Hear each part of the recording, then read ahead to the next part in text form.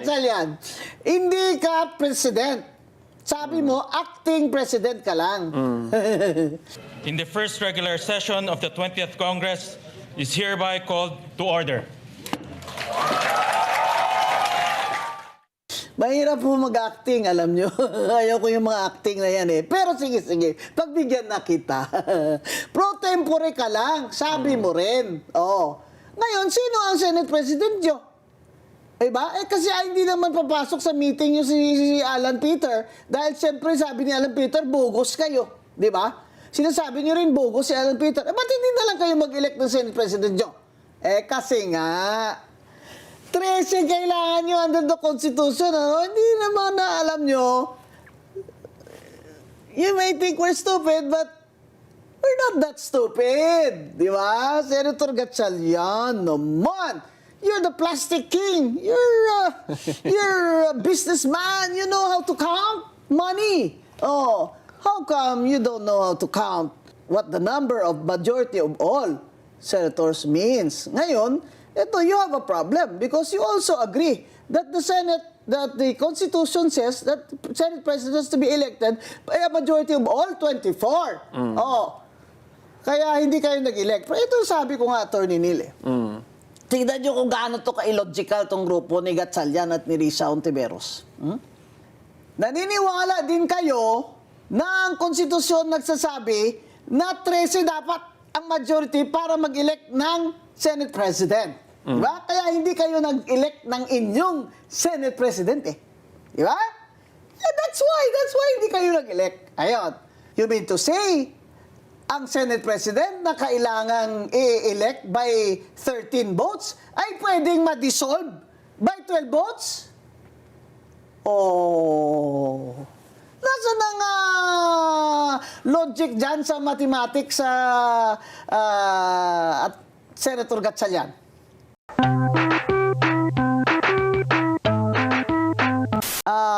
Kilala nyo naman ito, is a practicing lawyer, formerly also a congressman, a representative of his party list. He's from Samar, and we are here now to talk about the issue of the month, which is,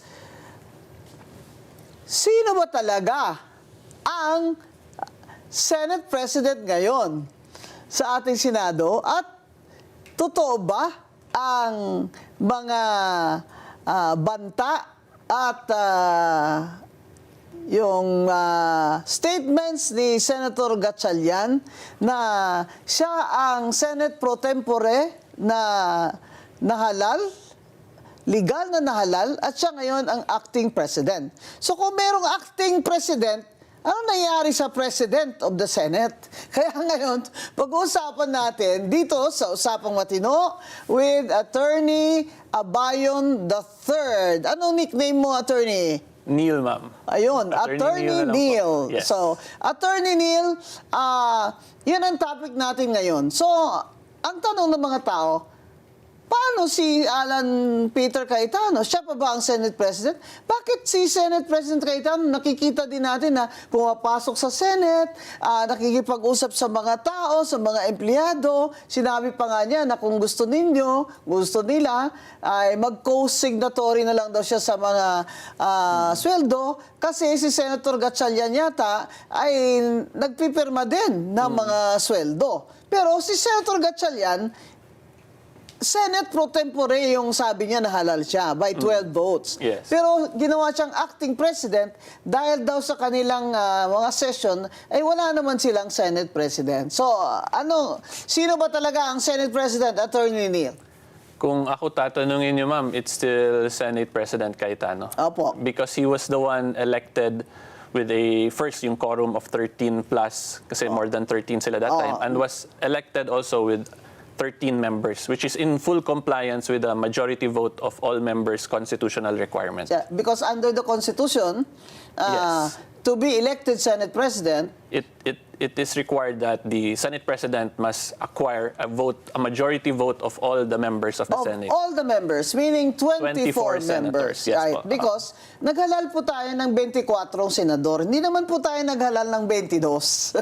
Kaya ang sinasabi ko sa konstitusyon na all members, ay yun pong opisina ng senador na kung saan may umupo o nakaupo. Hindi po ba? Kaya po, kahit wala si Senator Bato de la Rosa at nasa jail si Senator Jinggoy Estrada, ay senador pa rin sila sa bilang under the Constitution. Yun, tama po ba, Attorney Neil? Yun po ibig nyo sabihin? Na kaya Yes. 24. Yes, that is correct po. They, despite the circumstances of Senator Bato, Senator Jinggoy, they still remain as senators of the Republic of the Philippines. Bakit may nagsabi naman po na suspended daw si Senator Jinggoy habang ang kanyang kasong plunder ay pending? So may provision po kasi under sa plunder law that states yung suspension. But we have to remember the suspension in that law is more in the nature of a preventive suspension. Preventive suspension, hindi yung suspension na hindi ka na makabalik. Yes, plus yung suspension po is different from expulsion as a member of the Senate. Yung sino po ang pwedeng mag-expulsion? Yung ano lang po, senators themselves, that is a constitutional provision Yes, po. kagaya sa House, in-expel nila si Kiko Barsaga. Yes. Yes, Ganun they have po their yung own rules procedure. Yes. for suspension or expulsion. Yes. So, hindi ba yung automatic operation of law? Di ba? Yes. Hindi naman yun automatic na pag na-filean ng plunder ay suspended agad. Di ba? So, ang sinasabi dun sa batas ay preventive suspension at kakaiba po ito kasi senador. So, ang senador po ay nasa ilalim po ng hindi lang Constitution kundi sa rules ng Senado. Yes. At ang rules ng Senado, Senado lamang ang pwedeng mag-expel ng isang Tsaka, wala namang vacancy, hindi po ba? Kasi Yes. buhay naman po silang dalawa. So, 24 po ang tamang bilang sa sinasabi sa Konstitusyon, the majority of all its members pwedeng mag-elect o bumoto sa Senate President.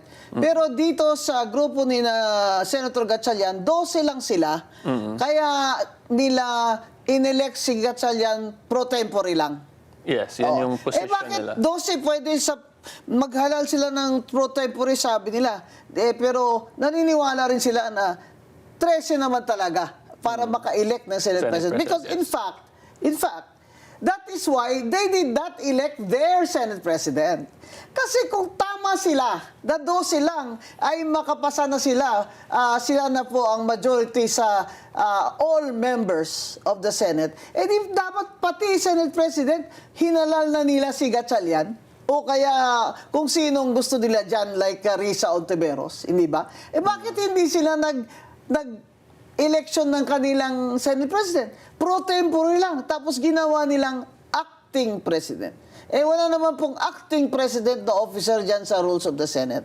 Ngayon, paliwanag mo sa amin, attorney, na yung rules of the Senate, iba ba yun sa ibig sabihin ng konstitusyon kung paano mag-elect o bumoto sa mga officers ng Senado? So yung clear po kasi under the Constitution, pag-elect ng Senate President is a constitutional provision. Ang pag-elect naman ng Senate President pro tempore is based on the internal rules of the Senate. However, we have to remember, yung internal rules of the Senate emanates from a constitutional provision also which states na Congress has the power to promulgate their own rules. Right. So in simple terms, hindi po pwede baliwalain yung Senate rules kasi galing din po yan directly from a constitutional provision. Ngayon, sa Senate rules, sinasabi ba dyan na yung pro tempore, majority leader, deputy majority leader, secretary at sergeant of arms, ay pwedeng 12 lang? So, i-clarify ko lang ma'am, yung required is Senate President, Senate Pro Temp, Sergeant at Arms, and Senate Secretary. Dapat majority vote of all its members then. Of all its members? Yes, that's Rule 2, Section 2 of the internal rules of the Senate. Right. So, nasa Rule 2 po yan, ng Rules of the Senate. Kagaya po sa House, meron din po silang rules at ini-election din po nila ang kanilang, what do you call this, mga officers. In fact, di ba may issue yan noon, nung congressman ka pa, Congressman Attorney Neil? Opo. Ano nga yung kaso na yun ni Bagilat? Sige po. So during our time kasi, yun yung first time, if I'm not mistaken, in the history of Congress na binago po yung pag-elect ng minority leader. Kasi based on parliamentary practice, yung second place, automatic minority leader. Pero kami po, as the minority back then, we insisted na under the rules of Congress, nakalagay doon, the minority must elect a leader among themselves. So may rules talaga. Yes. Pero ang sinasabi ni Bagilat noon, kaya siya pumunta sa Supreme Court na imandamos ang House na siya ang italagang minority leader, ay based lamang sa sabi niyang custom o tradisyon. Parliamentary na practice. napagkagawian na. Yes. So ang inyo pong sagot sa Supreme Court ay, Dapat masunod yung internal rules of Congress. at ano po yung sabi sa rules? Sabi po sa rules, kami yung validly elected group of minority. So Kasi dapat ihalal, iboto ng mga minority ang kanilang minority leader. in accordance with the congressional internal rules. Yun. So talo po si Yes. Congressman Bagilat doon. Kaya hindi siya nag-minority leader. Yes. So the point is, yung House at ang Senate, may mga rules po sila. Na ang sa Senate especially ay ayon po sa konstitusyon.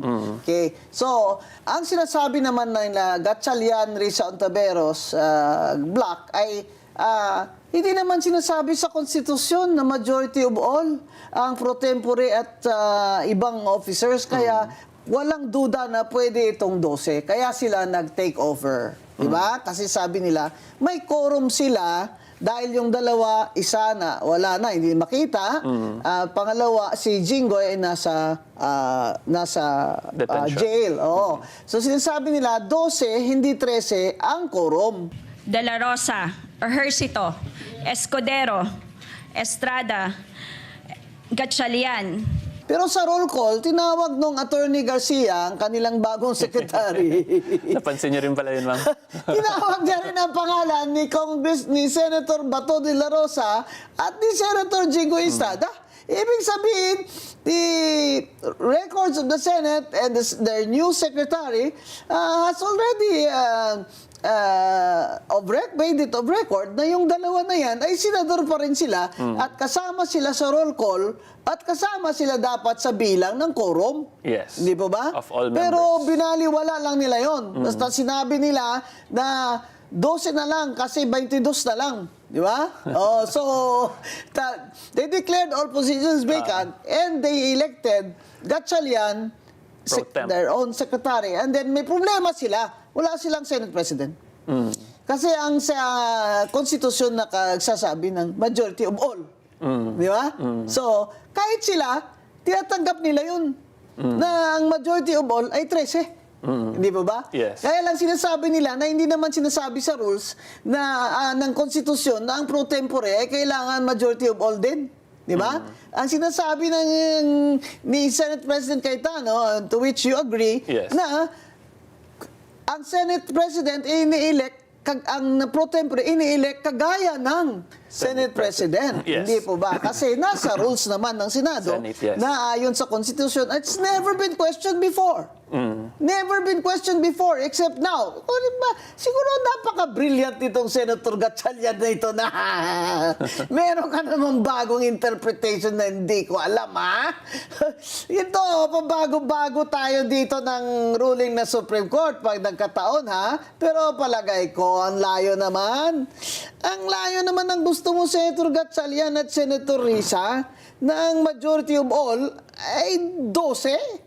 Abay, yun nga, kahit grade 2 marunong naman ng 50% of 24 is 12. So, plus 1, ang majority ay 13. So, ngayon, may problema sila, Attorney Neil. Kasi wala silang Senate President, di ba? Kung ang pro tempore mag-acting Senate President, ano ibig sabihin yan? Well, yung kailangan po talaga maintindihan dyan is under the Senate rules itself, kung hindi pa po na-elect validly yung replacement ng isang Senate President, the Senate President is still the continuing in his capacity as Senate President. Teka mo. So, nasa rules Teka din po muna, yan actually ng Senator Senate. Gatchalian, hindi ka President. Sabi mo, acting President ka lang. In the first regular session of the 20th Congress is hereby called to order. Mahirap po mag-acting, alam nyo. Ayaw ko yung mga acting na yan eh. Pero sige, pagbigyan na kita. Pro tempore ka lang, sabi mo rin. Oh. Ngayon, sino ang Senate President nyo? Diba? Eh kasi hindi naman papasok sa meeting nyo si Alan Peter. Dahil siyempre sabi ni Alan Peter, bogus kayo. Diba? Sinasabi nyo rin bogus si Alan Peter. Eh ba't hindi na lang kayo mag-elect ng Senate President nyo? Eh kasi nga, 13 kailangan nyo under the Constitution. Ano? Hindi naman na alam nyo. You may think we're stupid, but we're not that stupid. Di ba? Senator Gatchalian naman.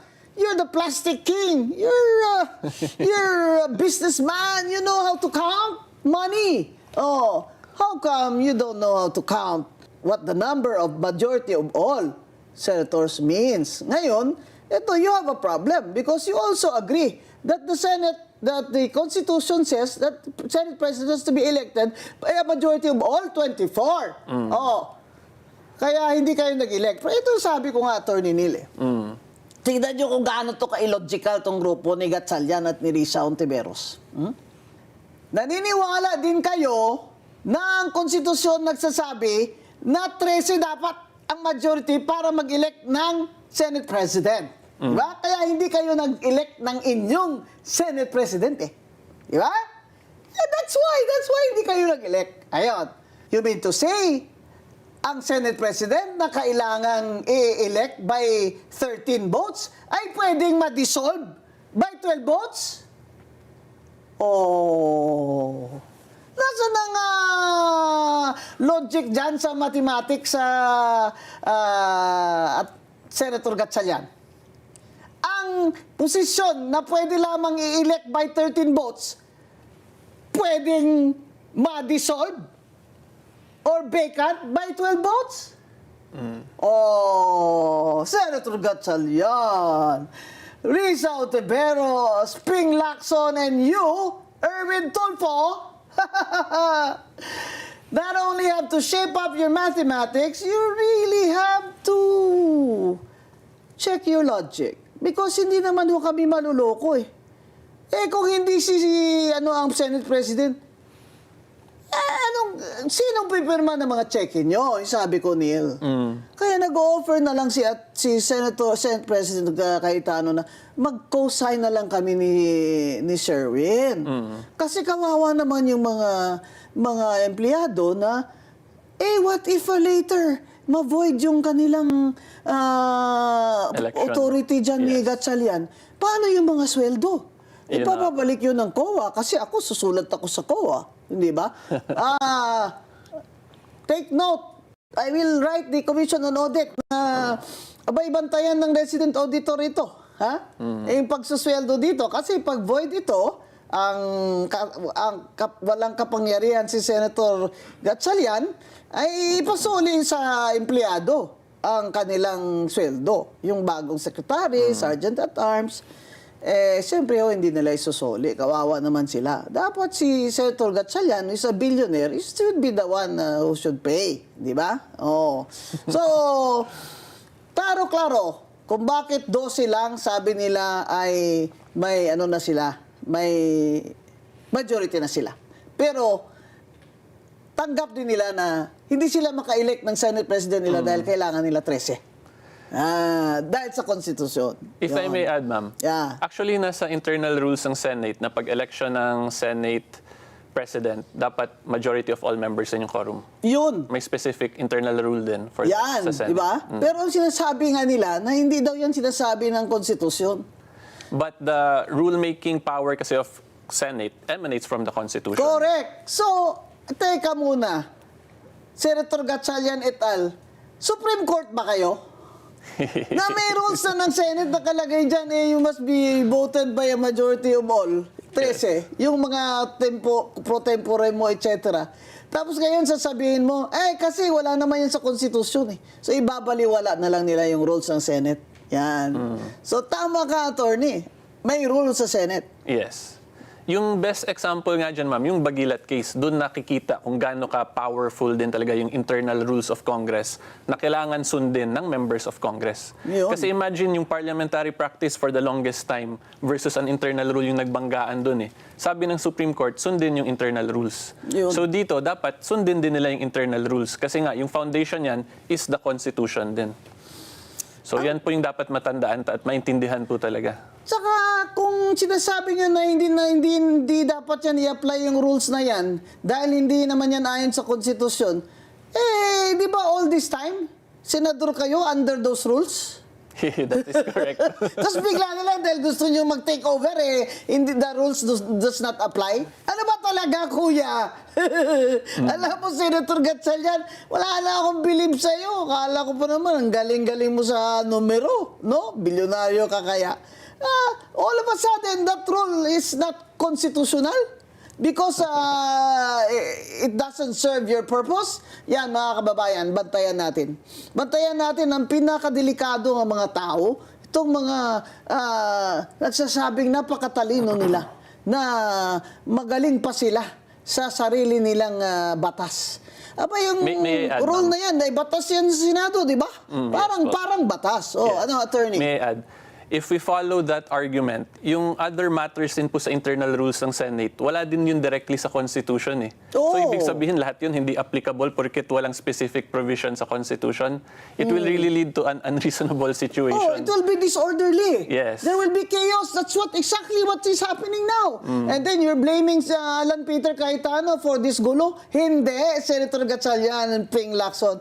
Kayo ang nag-take over. You're the one who wrested power from Alan Peter Cayetano. Kayo ang nanggulo. Kayo ang nag-cause ng chaos na ito. And that is why this order in our government should not be allowed to go unnoticed. Diba? Kaya pinag-uusapan natin. Yes, We should expose them. Di ba? Katungkulan natin yan.